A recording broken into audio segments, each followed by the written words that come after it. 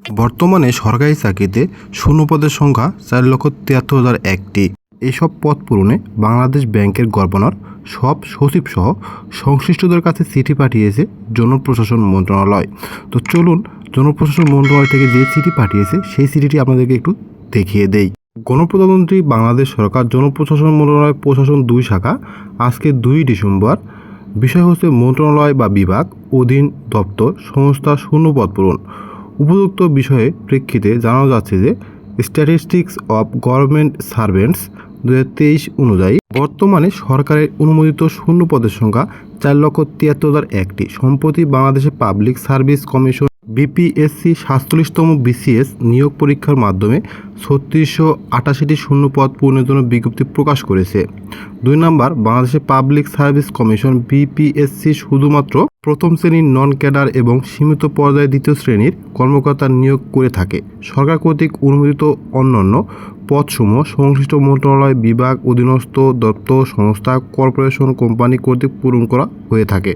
ছাত্র জনতার গণ অভ্যুত্থানের মাধ্যমে বর্তমান অন্তর্বর্তীকালীন সরকার জনগণের প্রত্যাশা পূরণ এবং শিক্ষিত তরুণদের বেকারত্ব লাঘবে নিরলসভাবে কাজ করে যাচ্ছে। বর্ণিত তথ্যমতে দেশে বিভিন্ন সংখ্যক শূন্যপদ থাকা সত্ত্বেও তা পূরণে কার্যকর পদক্ষেপ গ্রহণে কোনো উদ্যোগ পরিলক্ষিত হচ্ছে না। 4 নম্বরে বলা আছে, বর্ণিত ব্যবস্থায় তার মন্ত্রণালয় বা বিভাগ, অধীন দপ্তর বা সংস্থা এবং মাঠ পর্যায়ের অফিসসমূহে অনুমোদিত শূন্যপদসমূহে বিধি মোতাবেক পূরণের ব্যবস্থা গ্রহণের জন্য অনুরোধ করা হলো।